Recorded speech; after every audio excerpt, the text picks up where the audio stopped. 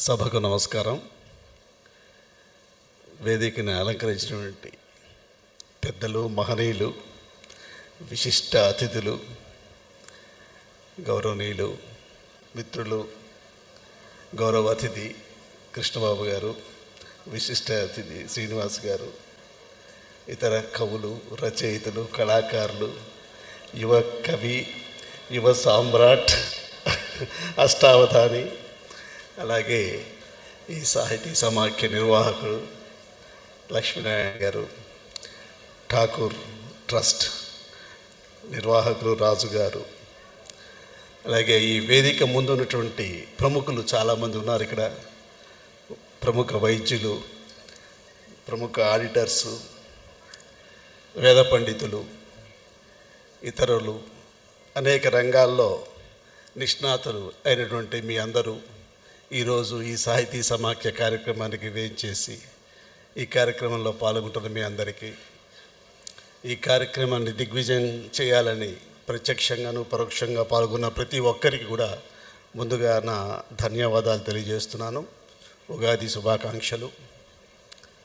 శ్రీ విశ్వవసు నామ సంవత్సరం చేకూరుతుంది. ఈ సంవత్సరం విశ్వం శాంతిగా ఉంటుంది, విశ్వంలో అందరూ కూడాను సుభిక్షంగా ఉంటారని పండితులు చెప్తున్నారు.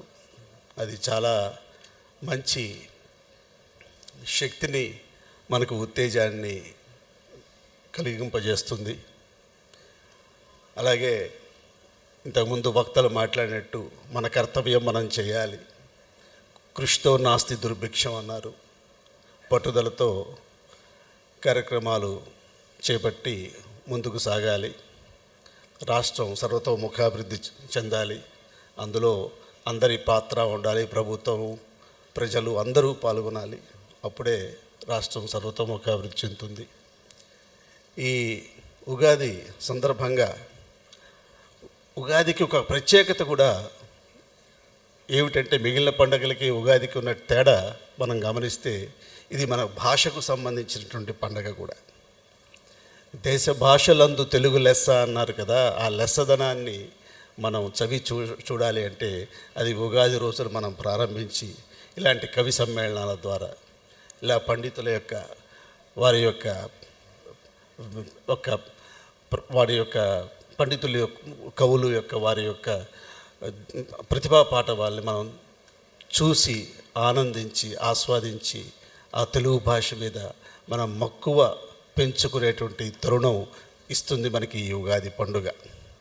ఈనాటి యువతరానికి ముందు తరాల వారు ఈ యొక్క ఉగాది యొక్క విశిష్టతని, ఈ తెలుగు భాష వైభవాన్ని తెలియచెప్పడం ద్వారా యువతరం కూడా చక్కటి దారిలో నడిచి వారు ఈ భాషకు, మాతృభాషకు ఏదో రకంగా ఎనలేని సేవ చేసే భాగ్యం వారికి కూడా కలుగుతుంది. ఇటువంటి కవి సమ్మేళనాలు జరగాలి. వాడవాడల మండల స్థాయిలోను, జిల్లా స్థాయిలోను, రాష్ట్ర స్థాయిలో కూడా ఇలాంటి కార్యక్రమాలు జరగటం వల్ల మనకు మన భాష యొక్క వైభవాన్ని, మన యొక్క సంస్కృతి ఏమిటి, మన సాంప్రదాయం ఏమిటి, మన ఆచార వ్యవహారాలు ఏమిటి అనేటువంటివి మనం తెలుసుకోవటానికి, అవి ముందు తరాలకు మనం అందించటానికి దోహదపడతాయి.